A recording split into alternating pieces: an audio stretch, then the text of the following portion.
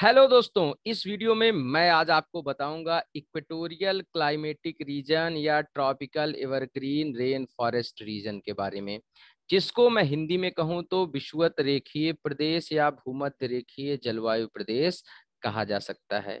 तो सबसे पहले समझते हैं कि ये भूमध्य रेखीय जलवायु प्रदेश है क्या और ये कहाँ पर है। दोस्तों, भूमध्य रेखीय जलवायु प्रदेश या इक्वेटोरियल क्लाइमेटिक रीजन ऐसा रीजन है जो कि इक्वेटोरियल जो लाइन है, जो विषुवत रेखा है, उसके चारों तरफ फैला हुआ है। मतलब कि ये जो इक्वेटोरियल लाइन है, इसके चारों तरफ फैले हुए प्रदेश को इक्वेटोरियल क्लाइमेटिक रीजन कहते हैं या tropical evergreen rain forest region कहते हैं। जब हम क्लाइमेट के बारे में पढ़ेंगे तो वही इक्वेटोरियल क्लाइमेटिक रीजन हो जाएगा, और वेजिटेशन हमेशा कहीं ना कहीं क्लाइमेट पे डिपेंड करती है। तो क्लाइमेट वेजिटेशन सब की बात करेंगे तो यही tropical evergreen rain forest region हो जाएगा। तो दोस्तों, ये जो रीजन है ये फैला हुआ है 10 डिग्री नॉर्थ से लेकर के 10 डिग्री साउथ लैटिट्यूड के बीच में। मतलब 10 डिग्री उत्तरी अक्षांश से 10 डिग्री दक्षिणी अक्षांश के बीच में ये जो फैला हुआ क्षेत्र है, इसको इक्वेटोरियल क्लाइमेटिक रीजन या tropical evergreen rain forest region कहा जाता है। तो प्यारे दोस्तों, अगर हम विश्व के मैप पर इसको देखें तो हम ये पाएंगे कि इक्वेटर के दोनों तरफ जो भी कंट्रीज हैं, उन सारे रीजन में ट्रॉपिकल एवरग्रीन रेन फॉरेस्ट फैले हुए हैं, और वहाँ का जो क्लाइमेट है वो इक्वेटोरियल टाइप का क्लाइमेट है या hot equatorial rain forest climate है, हॉट इक्वेटोरियल क्लाइमेट है। दोस्तों, इसको इक्वेटोरियल क्लाइमेट इसीलिए कहा जाता है क्योंकि यह इक्वेटर के दोनों तरफ फैला हुआ है। यहीं पर आकर के जो ट्रेड विंड्स हैं कन्वर्ज होती हैं, उनके कन्वर्जेंस से करेंट्स, एयर करेंट्स जो हैं वो ऊपर उठती हैं। हवा गर्म होकर के हाई ह्यूमिडिटी को लेकर के ऊपर उठती है और रोज बारिश करती है। बारिश करने से यहाँ पर अच्छी मात्रा में रेनफॉल के साथ साथ अच्छा खासा वेजिटेशन पैटर्न देखा जाता है। तो जब रोज बारिश हो रही है और अच्छा खासा वेजिटेशन पैटर्न यहाँ पर है, तो इसलिए यहाँ greenery through out the year रहती है।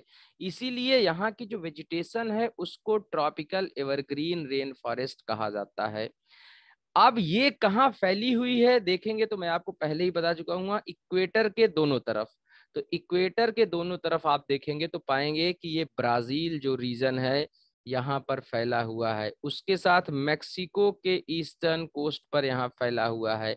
फिर आप देखेंगे गिनिया कंट्री है अफ्रीका की, वहां फिर ये कॉन्गो रिवर बेसिन वाला जो रीजन है वहां पर। उसके साथ ही इंडिया में आप देखोगे तो अंडमान निकोबार हो गया, और यहाँ जो सह्याद्री माउंटेन्स है वहां पर भी ऐसी रेन फॉरेस्ट डेवलप हुए हैं। उसके साथ साथ आप देख सकते हैं रेन फॉरेस्ट कहाँ पर मिलते हैं, साउथ ईस्ट एशियन कंट्रीज में, जो इंडोनेशिया है, पपुआ न्यू गिनिया है, मलेशिया है, इन सारी जगहों पर ये मिलते हैं। मतलब कि यहाँ का जो क्लाइमेट है मोस्टली इक्वेटर के आसपास, ये आपका हॉट क्लाइमेट है या इसी को इक्वेटोरियल क्लाइमेटिक रीजन बोलते हैं इन रीजन्स को। और यहाँ की जो वेजिटेशन है वो कैसी है, एवरग्रीन रेन फॉरेस्ट है, साल भर हरी भरी रहती है क्योंकि साल भर बारिश होती है यहाँ पर। तो जब साल भर हरी भरी वेजिटेशन है और डेंसिटी जो वेजिटेशन की है, जो घनत्व है वनस्पतियों का, वो बहुत ही ज्यादा है, तो यहाँ से ऑक्सीजन का प्रोडक्शन जो होता है वो बहुत ही ज्यादा होता है विश्व के अन्य रीजन्स के मुकाबले, अन्य क्लाइमेटिक रीजन्स के मुकाबले।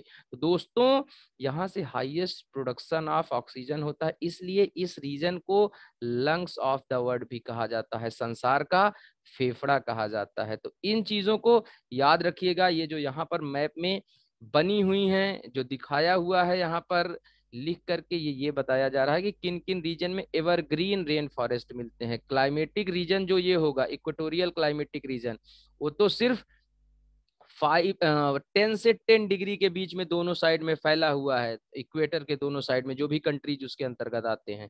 लेकिन रेन फॉरेस्ट इसके अलावा भी और जगहों पर मिल सकते हैं। यहाँ पर तो मिलते ही हैं, लेकिन इसके अलावा भी और सारे रीजन्स में रेन फॉरेस्ट मिल सकते हैं। जैसे ऑस्ट्रेलिया के इस कोस्ट पर आप देखेंगे रेन फॉरेस्ट मिलते हैं, मेडागास्कर में भी ये रेन फॉरेस्ट मिल सकते हैं, एवरग्रीन रेन फॉरेस्ट जो सदा हरित वन है। और उसके साथ साथ ही आप यहाँ देख सकते हैं साउथ अमेरिका के भी इधर ईस्टर्न कोस्टल साइड में ये मिलते हैं। तो सदा हरित वन तो कहीं मिल सकते हैं, लेकिन जो इक्वेटोरियल क्लाइमेट है वो खाली इक्वेटोरियल रीजन के आसपास होता है, जो कि एक हॉट क्लाइमेट है। अब आइए आगे इनकी कुछ कैरेक्टरिस्टिक्स वगैरह देखते हैं। तो दोस्तों आइए इक्वेटोरियल क्लाइमेटिक रीजन जो है उसकी कुछ कैरेक्टरिस्टिक्स को डिस्कस करते हैं, जो कि बहुत ही इंपॉर्टेंट है और आपसे कई बार कई जगहों पर पूछी जा सकती हैं। तो मैं आपको पहले ही बता चुका हूं, ये 10 से 10 डिग्री के बीच में ग्लोब में एक्सटेंडेड है। उसके साथ ये कैसा है, एक हॉट क्लाइमेट है, हॉट या वार्म क्लाइमेट आप कह सकते हैं ये है। यहाँ पर टेम्परेचर पूरे वर्ष भर हाई रहता है, और जो एवरेज एनुअल टेम्परेचर है वो 27 डिग्री के आसपास है। मतलब हर दिन लगभग 30 डिग्री, 35 डिग्री, 40 डिग्री, मतलब टेम्परेचर हाई ही रहता है। जो एवरेज टेम्परेचर है उस पूरे क्लाइमेट का वो है 27 डिग्री सेंटीग्रेड। तो यहाँ पर साल भर जब टेम्परेचर हाई रहेगा तो जाहिर सी बात है खाली समर सीजन होती है, गर्मियां ही होती हैं, सर्दियां यहाँ पर लगभग नहीं होती हैं। और जो टेम्परेचर मतलब जो सर्दी के मंथ्स होते हैं उनमें भी टेम्परेचर जनरली 25, 26, 27 डिग्री से नीचे नहीं ही जाता है। और हाई टेम्परेचर के कारण से हाई ह्यूमिडिटी रहती है। जो भी ओशनिक एरियाज हैं वहां से वाटर इवेपरेट होकर के हमेशा एयर में मिक्स होता है, इसके कारण से ह्यूमिडिटी हमेशा इन रीजन्स की हाई होती है। तो इस तरीके से उच्च आर्द्रता वाले ये क्षेत्र होते हैं। रिलेटिव ह्यूमिडिटी इसकी जो होती है वो 80% के आसपास लगभग पूरे साल रहती है। तो दोस्तों ह्यूमिडिटी ज्यादा है, प्लस वाटर तो है ही ओशंस में प्रेजेंट है, टेम्परेचर काफी ज्यादा है, जिसके कारण से यहाँ पर हमेशा ही बारिश होती रहती है। मतलब rainfall is through out the year. तो दोस्तों rainfall through out the year होती है, और बहुत हैवी रेनफॉल या हाई रेनफॉल होती है यहाँ पर। इसको हाई रेनफॉल रीजन कहा जा सकता है। उच्च बारिश वाले क्षेत्र ये होते हैं जहाँ पर इक्वेटोरियल क्लाइमेट मिलता है। और ये कहा जाता है कि इनका एवरेज एनुअल रेनफॉल 200 सेंटीमीटर से ज्यादा होता है। औसत वार्षिक वर्षा 200 सेंटीमीटर से ज्यादा होती है। और जो रेनफॉल का नेचर होता है कन्वेक्शनल होता है, संवहनीय तरीके की वर्षा होती है। मतलब ऊपर सन है, सन लगभग साल भर एक यहाँ पर अच्छी खासी इंसुलेशन देता है, सोलर इंसुलेशन आती है। नीचे जो ओशंस में वाटर होता है वो क्या होता है, इवेपरेट होके ऊपर जाता है, और पर डे हाई टेम्परेचर रहता है लगभग, तो वाटर इवेपरेट होकर के ऊपर जाता है। और उसके बाद क्लाउड का फॉर्मेशन होता है कन्वेक्शनल प्रोसेस के थ्रू। तो ये जो उठ करके एयर के साथ में इवेपरेटेड वाटर जाता है, इस प्रोसेस को कन्वेक्शन कहा जाता है, क्योंकि हीट इसी के थ्रू रेडिएट होती है ऊपर। तो अभी यहाँ पर क्लाउड फॉर्मेशन होगा और फिर उसके बाद बारिश हो जाएगी। तो ये जो पूरी बारिश होती है इस प्रक्रिया को कन्वेक्शनल रेनफॉल कहते हैं। तो रेनफॉल यहाँ कन्वेक्शनल होती है, और हर दिन ऐसा होता है कि 2 बजे तक एटमॉस्फेरिक हीटिंग होती है, इवेपरेशन होता है, और 2 से 4 के बीच में माहौल बनता है, और 4 बजे यहाँ प्रतिदिन बारिश होती है। So this region is called 4 o'clock rain area, because precipitation और rainfall is experience every day up to 4 o'clock।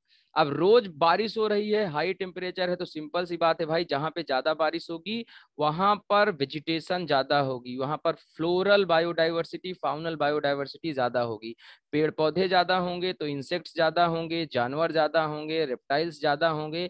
तो इस तरीके से ये रीजन हाई बायोडाइवर्सिटी रीजन होता है, या इसी को ऑप्टिमम बायोम रीजन भी कहते हैं। बहुत ही जैव विविधता इन जंगलों की हाई होती है।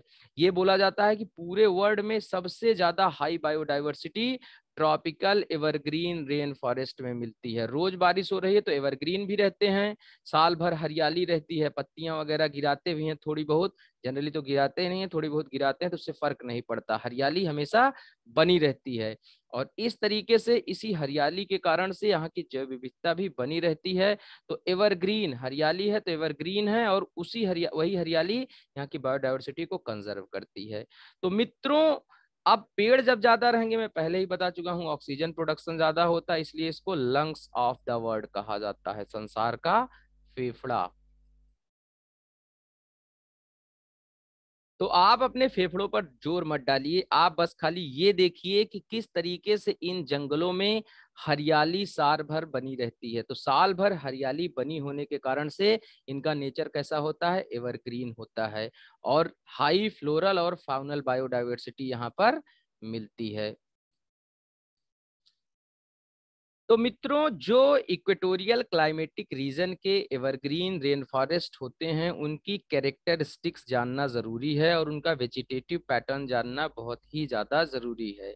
तो आप यहाँ देखेंगे तो पाएंगे कि यहाँ जो वनस्पतियां मिलती हैं उस वो 5 लेयर्स में होती हैं, मतलब 5 लेयर्स आपको दिखेंगे यहाँ पर वनस्पतियों के। और वो कैसे होते हैं, सबसे पहली चीज तो यहाँ पर बहुत ही ऊंचे ऊंचे पेड़ मिलते हैं, टॉल ट्री जो पहली लेयर है, जिनकी हाइट 60 मीटर से एबव भी हो सकती है। और वो ऊंचे ऊंचे पेड़ बढ़ करके ऊपर एक कैनोपी टाइप की बना लेते हैं, कैनोपी आप कह सकते हैं, एक आवरण टाइप का ऐसे बना लेते हैं, पूरे जंगल को ढक लेते हैं। और जो इनकी पत्तियां होती हैं वो हमेशा चौड़ी होती हैं, ब्रॉड लीफ फॉरेस्ट होते हैं। तो पूरी तरीके से चौड़ी चौड़ी पत्तियां ऐसे लगती हैं कि जंगल को ढक लेती हैं ऊपर से ही। तो सनलाइट के लिए यहाँ पर बहुत कंपटीशन हो जाता है नीचे के पेड़ों में। तो जो नीचे की वेजिटेशन रहती है वो अपनी हाइट सनलाइट की जो है वो प्रेजेंस अवेलेबिलिटी के लिए, सूर्य की रोशनी के लिए अपनी हाइट बढ़ाती जाती है, क्योंकि जिंदा रहने के लिए सूर्य की रोशनी बहुत जरूरी है। तो यहाँ पर सनलाइट की अवेलेबिलिटी के लिए, सूर्य की रोशनी को पाने के लिए पेड़ों के बीच में आपस में कंपटीशन होता है।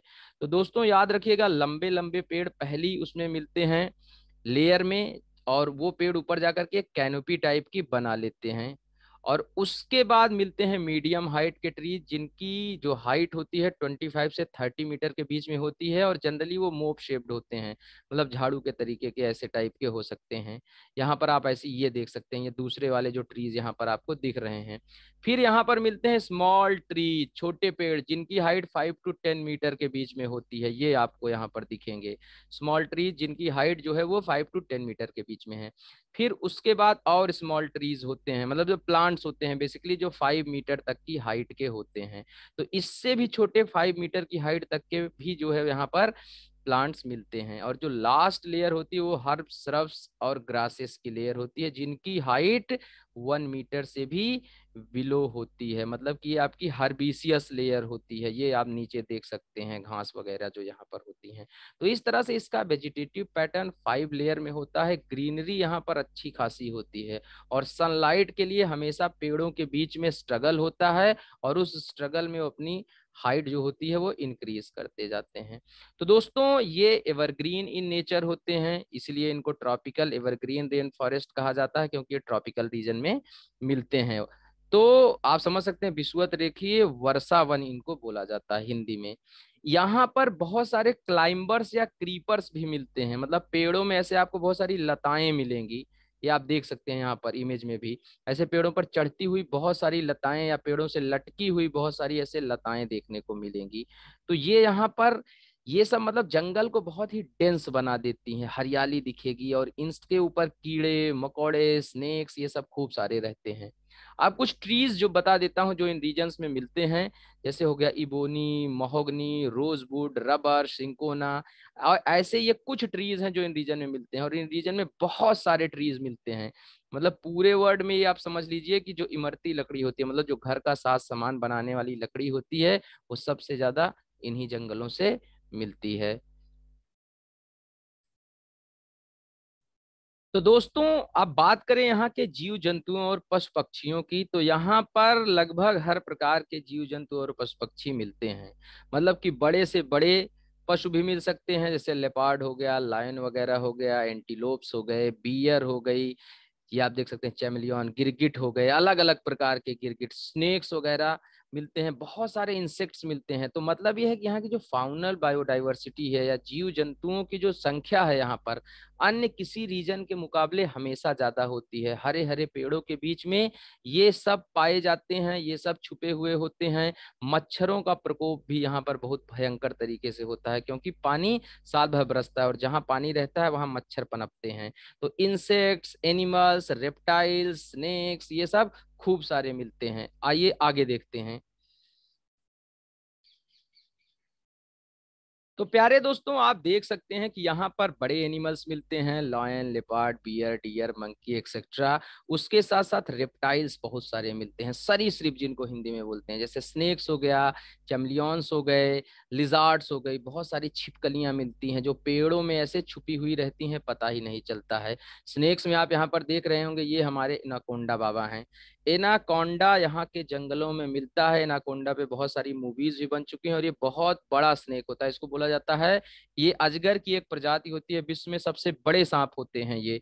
तो इसके बारे में आप गूगल कर लीजिएगा, आपको एनाकोंडा की बहुत अच्छी अच्छी इमेजेस देखने को मिलेंगी।